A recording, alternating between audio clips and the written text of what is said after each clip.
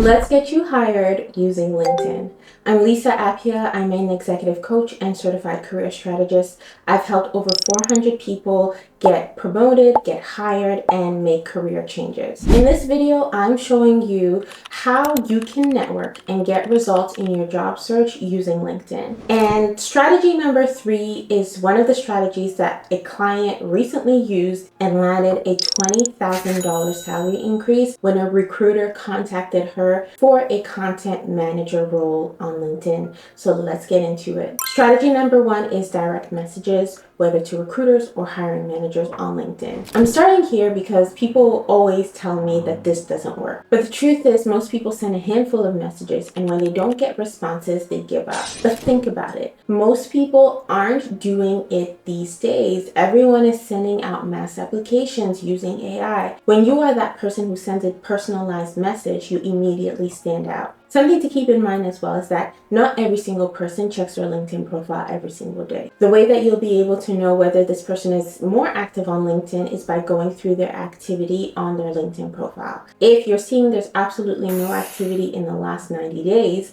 then something that you can do is instead look for the email address on their account and send them an email. We all look at our email every single day. Some people, as soon as they wake up in the morning, they're checking their phone, they're checking their emails. So there are some people that instead of messaging them directly on LinkedIn, you can look for their email address and send them an email. Either way, you start on LinkedIn to be able to get their contact information. I have another video. I break down the strategy of finding people's email addresses so you can reach out to them for free, and I'll link that video right above. So now let's look at an example here. Let's say you have a job poster, you're trying to figure out who is leading on this role so you can reach out directly to the hiring manager or recruiter or talent acquisition lead. Let's look at an example. Okay, so now let's say we're doing a search by a job poster. So you'll go in the search bar, type the title of the position you're interested in.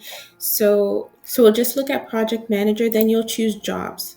We'll just keep the search very general, United States. This doesn't happen with every single job poster, but a lot of job posters on LinkedIn, you know who posted it because it tells you who is on the hiring team. And we have it for this one, for example. So PMO partners, and we have right here, meet the hiring team. So this is the person who posted the job poster. This is the person who's hiring for this role.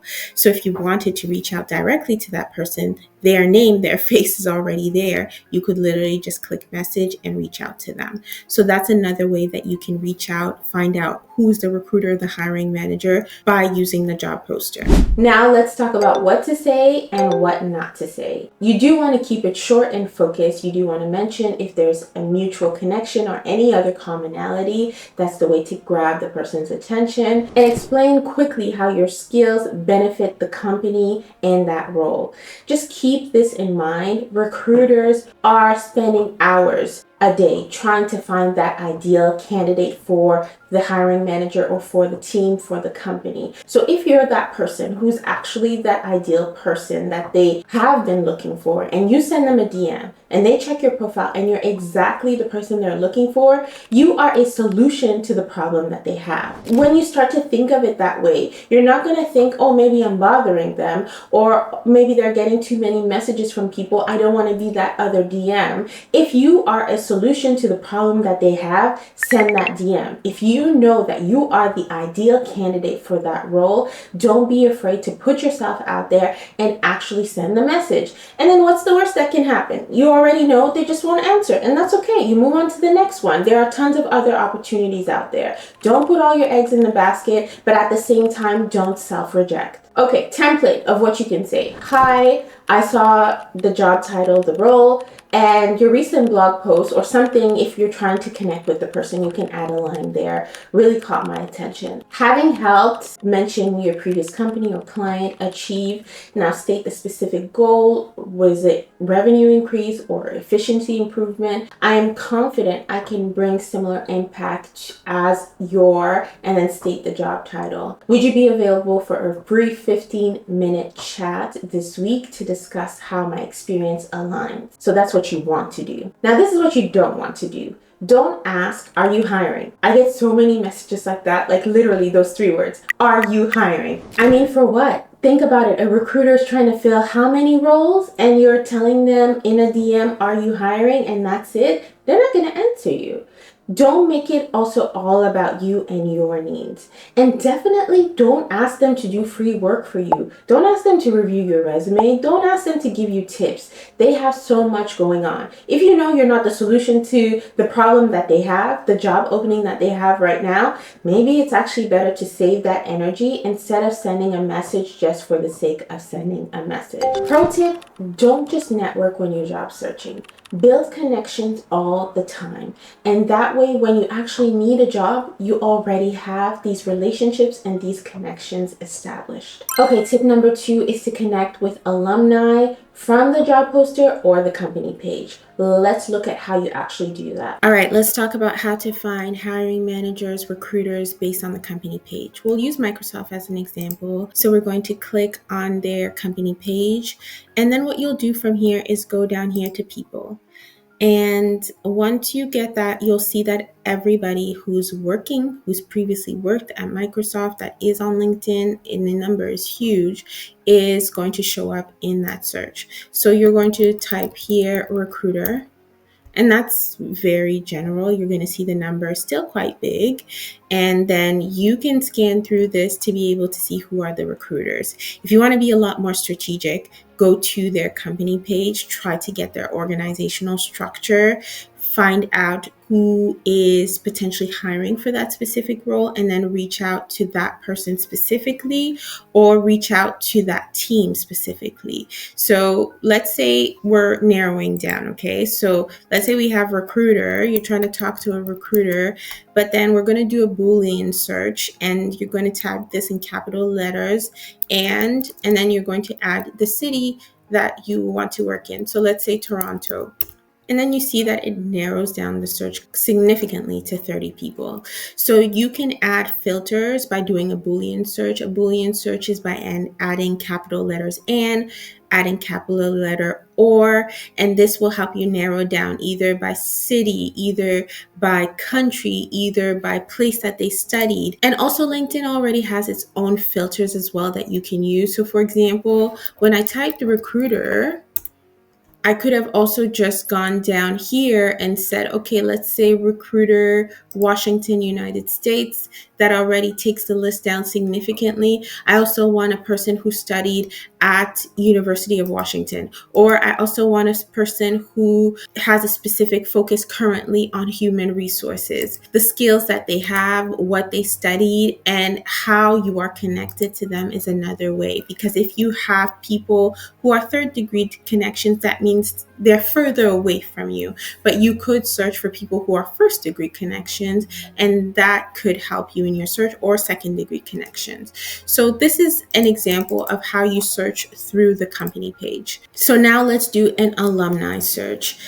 Let's say you went to the University of, let's say British Columbia. So you're just going to do a search, and that will take you to their company page. So just search by company and it should come up. Okay, there you go. That's UBC.